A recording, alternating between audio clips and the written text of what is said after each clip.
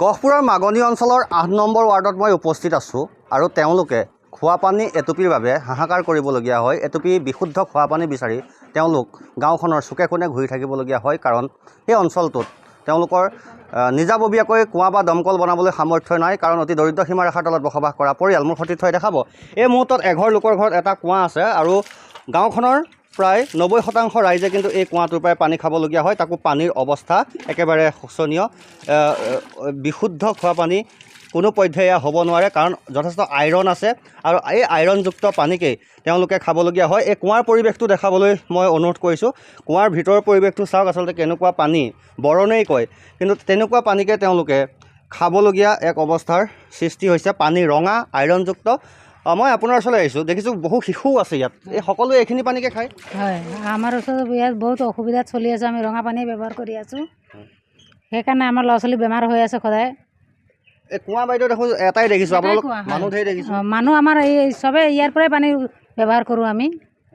চৰকাৰীভাৱে কুঁৱা বা দমকল আপোনালোকক দিয়া নাই নেকি? নাই নাই, দিয়া নাই। বা জল জীৱন মিছন আঁচনি, যি পানী যোগান আঁচনি, সেয়া পোৱা নাই নেকি আপোনালোকে? আপোনাৰ আমি নায়ে পোৱা, আমাৰ গাঁওখনত দিয়াই নাই। এটা কুঁৱা, বহু লোক আছে, অসুবিধা নহয়নে? হয় হয়, অসুবিধা হয়। কেতিয়াবা মানুহ গা পা ধুই থাকে, তাৰ পৰাই অসুবিধাত আমি পানী উঠাই লৈ যাব লাগে। এতিয়াতো ধৰি লওক নিৰ্দিষ্ট মানুহ ঘৰত সদায় পানী আনিবলৈ যাবলৈও অসুবিধা হয়, আমাকো বেয়া লাগে, উপায় নাই, সেইকাৰণে আহি পেলাই পানীটো আমি লৈ যাওঁ। এইসকল কণ কণ শিশু আৰু এই শিশুসকলো এনেদৰে আইৰণযুক্ত পানী খাই সময় পাৰ কৰিবলগীয়া হৈছে, নহয় জানো বাইদেউ? হয় হয় বাইদেউ, কিমান সমস্যা হৈছে পানী খাবলৈ? আকৌ বেমাৰ হৈছে, আকৌ বেমাৰ হৈ থাকে, ল'ৰা ছোৱালী আজি এটা কালি এটা হৈ থাকে ন? হৈ থাকে। বাইদেউ আপোনালোকে এই কণমানি এয়া পানীয়ে খুৱাই, ৰঙা পানী? হয়, ইয়াৰে পানী খাওঁ। ইয়াৰ পানী আৰু তেনেকুৱা ব্যৱস্থাও নাই, ফিল্টাৰ চিল্টাৰো অৱস্থা পাতি ইমান ঠিক নহয়। এটা ফিল্টাৰতে চবে ফিল্টাৰ কৰি কৰি খাওঁ আৰু যেনে তেনে।